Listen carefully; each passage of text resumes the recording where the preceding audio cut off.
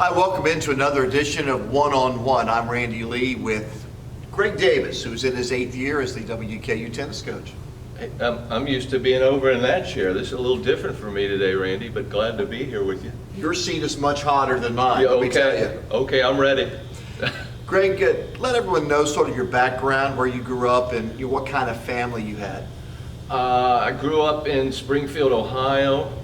Father was in the furniture business. Grew up in Ohio at a great time because Springfield, Ohio, is that the home of the Simpsons? Now that I don't know. I do know John Legend, the singers from Springfield, Ohio, as well as Will McEnany. Okay. The great pitcher for the Cincinnati Reds. Sure, Of big course, Red Machine days. Absolutely. He recorded the last out, I believe. He was on the mound for the '76 World Series. He was. At the end. Trivia. But there you go. But Dad was in the furniture business, worked for the Schottenstein Corporation, and then eventually we moved to Richmond, Indiana, where my father was from, and he started a chain of furniture stores from there. You know, most of us who are in the sports business grew up as sports fans as children. What teams did you follow as a youngster?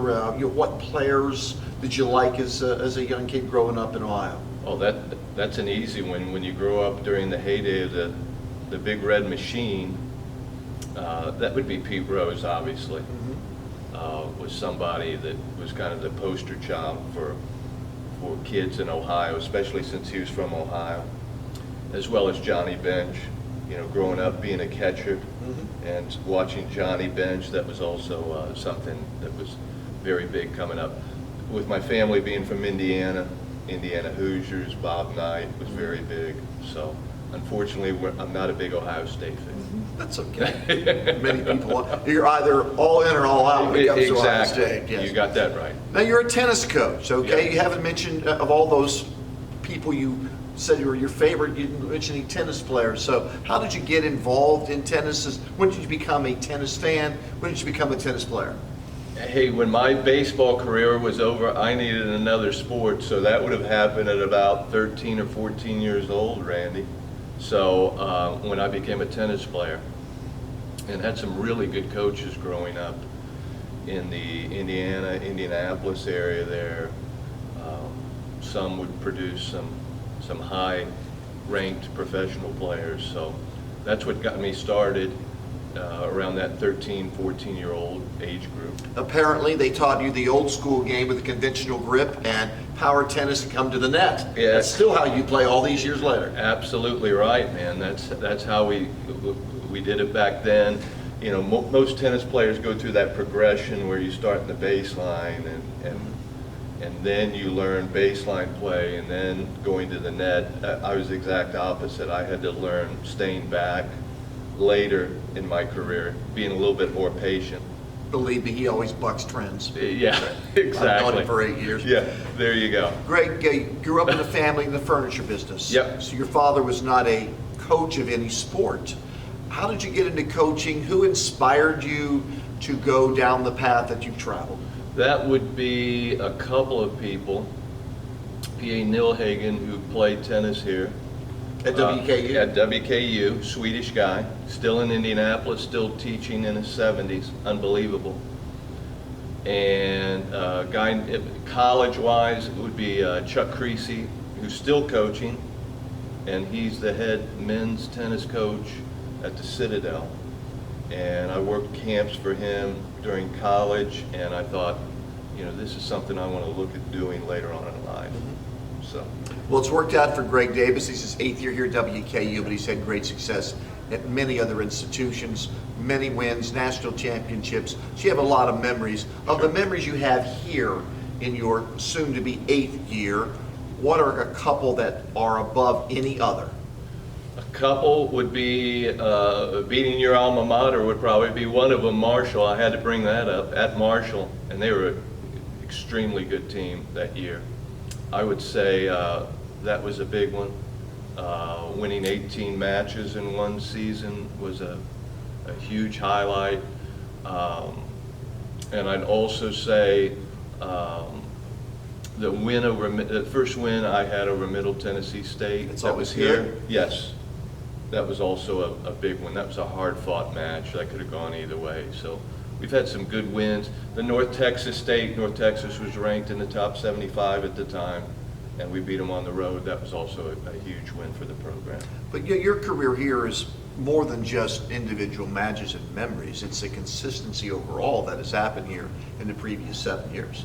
You know, you try to be consistent, which is very difficult to do. A doctor actually up north told me one time, he said the key to being good and being consistent is the players you lose, bring in better players each year. He said you'll be a consistent winner. And I've tried to do that during the years and during my career.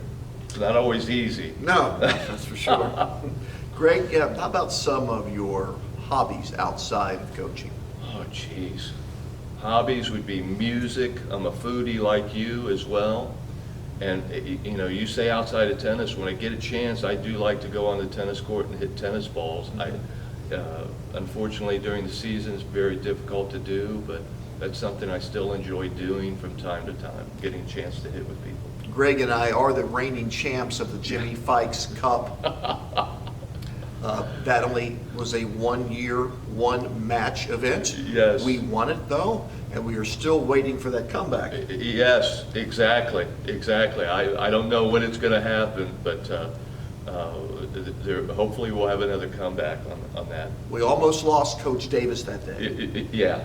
The weather was very warm that day. I ran out of water. He was hallucinating and calling me Billie Jean during the match. Yeah, exactly. I didn't know what the score was. I'm glad we had you along that day.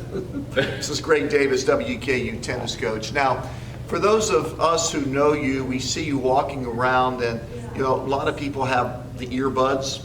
You don't subscribe to the earbuds. You have the 1985 headphones, which I do really appreciate because I have a smaller version of those. Okay. So we're all wondering, when you're walking around campus or even driving in your car with them on, I'm only assuming you're not listening to anything while you're driving, but we do know that you are listening while you're walking around with these large white headphones on. What are you listening to? You know, that's a great question, because I get a hard time from a lot of people for wearing those. Usually I'm multitasking. So I'm either working out, listening to music, I'm walking, I could be on the phone, I can speak to people through those headphones. Seriously? Yes. Okay, so they're more up to date than they look. Oh, absolutely. Okay, I didn't know if that. I'm driving with the team, I don't have to press a button, I just press the side button on that, so I can multitask. I can listen to a podcast, so tomorrow I'm smarter than I was today. See, I thought that's what you'd be listening to is podcasts, because you love these sports talk shows, you love the news information shows. Yeah. So for all those talk show hosts over many years, you probably started watching and listening to this as a kid, as I did. Sure. I listened to the on the radio to Larry King, Yeah. Sally Jesse Raphael, back many years ago in the 70s when they had their talk net late night, right? Bruce Williams. So who were some of yours that you listened to as a kid and now that you follow as an adult? Jeez, that's a great question. I think a lot of us remember Tom Snyder, Yes. right? So Tom Snyder would be a big one. I remember being in college, listening to Gene Barry. He was a late night guy as well, on the Mutual station. WLS is another one. Mm-hmm. I listen to an awful lot. There's one of those radio stations we could pick up Yes. far away. Sports talk, I remember listening to Pete Franklin Oh, out of yes. Cleveland. Yes, You can't exactly forget right. that, Randy. No, you can't forget Pete Franklin. Those are 4 good names for you. One episode of all the ones that stand out. I'm going to give you mine first. Okay. Dick Cavett. The night that Raquel Welch came on the Dick Cavett show. It was, I think, in the 70s. It's 2026, and I still remember what she was wearing. Oh, Raquel Welch. I thought you were going to say Rocky Graziano. Raquel Welch edges out Rocky Graziano. She edges out Rocky, and she Okay. edges out Rocky Marciano. Okay. All This was in right. Raquel's prime in the 70s. You know, not many people know she has a Bolivian background. had a South American background. That's why I remember that show. There, okay. I learned about it in a Dick Cavett show. There you go. I remember the Dick Cavett show well, Randy. Yeah. So any episode that, any guests that, of all the ones you've listened to?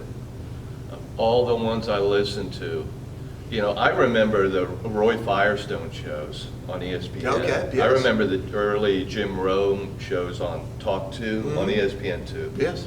That would be on when we got out of school. Roy Firestone. Oh. Greg, if you were a tree, what kind of tree would you be? What kind of tree? That's a Roy Firestone kind of question. Oh, jeez, exactly. It'd be a pine or an oak. There you go. Strong and sturdy. That's a good answer. All right, so the next time we see Greg down the hallway with his 1985 white headset on, they're more up to date than they appear to be. Yes. Okay. Absolutely. One-on-one with Greg Davis in his 8th year as the head coach of WKU Tennis. I'm Randy Lee. Special thanks to the man who makes all of this happen behind the scenes, our producer and engineer, Jared McDonald.